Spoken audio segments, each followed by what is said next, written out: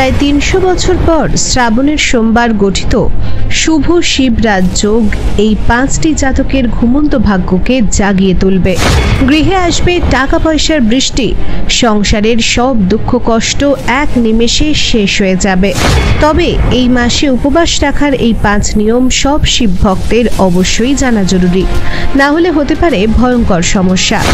কিন্তু এমন কিছু ব্যক্তিরাও রয়েছে যারা এই শ্রাবণের সোমবারে উপবাস রাখলে হতে পারে তাদের জীবনে ভয়ঙ্কর বিপদ।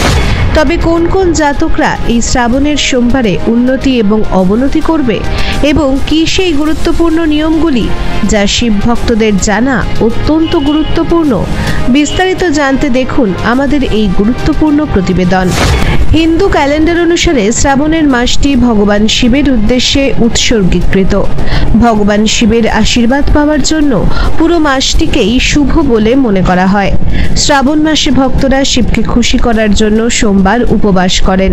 আমি আপনাকে জানাতে চাই যে এই বছর শ্রাবণের প্রথম সোমবার একটি বিশেষ যোগ ঘটেছে, যার জন্য এই দিনে উপবাস এবং উপাসনা শুভ ফল বয়ে আনবে এবং কিছু জাতকের সৌভাগ্যের সূচনা করবে। মেষ রাশি। শ্রাবণের সোমবার মেষ রাশির জন্য খুব ভালো যাচ্ছে।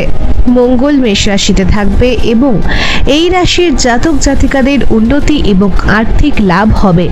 এই সময়ের মধ্যে আপনার কর্মজীবনে পদোন্নতি পাওয়ার সম্ভাবনা রয়েছে। আপনি আপনার কর্মজীবনে সফলতা লাভ করবেন, আটকে থাকা কাজ গতি পাবে। এই ধরনের পরিস্থিতিতে আপনি এই মাসে লাভ এবং অগ্রগতির বর্ধিত সুযোগ দেখতে পাবেন। সিংহ রাশি। শ্রাবণের সোমবার সিংহ রাশির জাতক জাতিকাদের জন্য খুবই শুভ প্রমাণিত হতে চলেছে। কর্মক্ষেত্রে উচ্চপদস্থ কর্মকর্তাদের কাছ থেকে সম্মান পাবেন এবং চাকরি ও ব্যবসায় অগ্রসর হতে পারেন। পরিবারে সুখ ও শান্তির পরিবেশ থাকবে, তবে বন্ধুদের কাছ থেকে কিছু সমস্যার সম্মুখীন হতে পারেন। মাসের শেষের দিকে আপনি একজন বিশিষ্ট ব্যক্তির সাথে দেখা করবেন, যা আপনার কাজের উন্নতি করবে এবং আপনি ভালো আর্থিক সুবিধা পেতে সফল হবেন। বৃশ্চিক রাশি। শ্রাবণের সোমবার বৃশ্চিক রাশির জন্য ভালো যাচ্ছে। কাজে কিছু সমস্যা ও অসুবিধা হতে পারে। যাই হোক, আপনি এখনো আপনার সমস্ত কিছুতে সফল হবেন। ব্যবসায়ীদের কাজ বেশি হবে এবং ভালো লাভ হবে। ব্যবসায় পরিবর্তন আপনার জন্য ইতিবাচক প্রমাণিত হবে। আপনি ভ্রমণে যেতে পারেন এবং প্রিয় বন্ধুদের সাথে দেখা করতে পারেন। মাসের শেষে অবিবাহিতদের বিয়ে হওয়ার সম্ভাবনা রয়েছে। যারা বিবাহিত তারা তাদের স্ত্রীর কাছ থেকে সুবিধা পাবেন। এই মাসে আপনি কিছু ভালো খবর পেতে পারেন। মকর রাশি। সোমবার ভাগ্যের পূর্ণ সমর্থন পেতে যাচ্ছেন এই রাশির মানুষরা।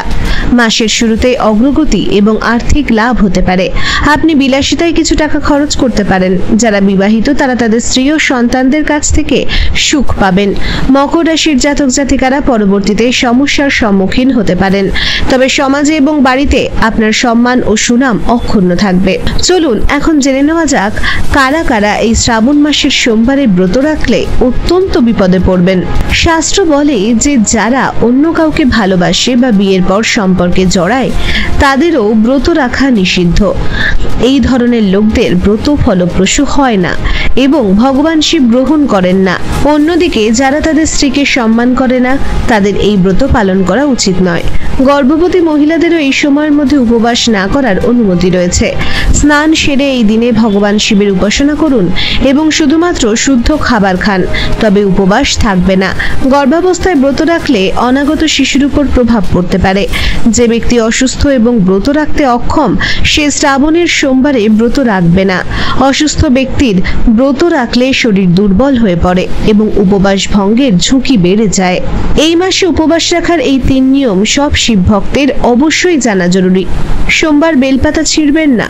সোমবার হলো মহাদেবের প্রিয় দিন, তাই শ্রাবণ মাসের সোমবারগুলি শিব পুজোর জন্য বিশেষ গুরুত্বপূর্ণ। মহাদেবের আরাধনায় বেলপাতা জরুরি হলেও সোমবার ভুলেও বেলপাতা ছিঁড়বেন না।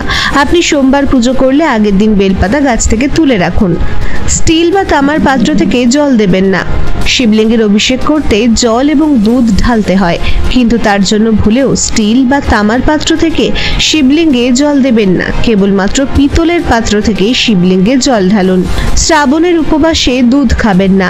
আপনি যদি শ্রাবণ মাসে উপবাস রাখেন তাহলে উপবাসের সময় ভুলেও দুধ খাবেন না। শ্রাবণ মাসে মহাদেবকে দুধ নিবেদন করুন, শিবলিঙ্গে দুধ ঢালুন। এর ফলে কোষ্ঠী থেকে চন্দ্রদোষ দূর হবে এবং মনের অশান্তি কমবে। কিন্তু শ্রাবণের উপবাসে নিজে দুধ খাবেন না। যদি আমাদের এই তথ্যগুলি আপনার ভালো লেগে থাকে তো ভিডিওটিকে একটি লাইক করে আমাদের শিলচর নিউজ ফেসবুক পেজটিকে ফলো করে দেবেন এবং কমেন্ট বক্সে জয় ভোলেনাথ লিখে দেবেন। এবং ইউটিউবে নতুন হলে আমাদের চ্যানেলটিকে সাবস্ক্রাইব করে বেল আইকনটি অন করে দেবেন। ভিডিওটি দেখার জন্য আপনাকে কোটি কোটি ধন্যবাদ।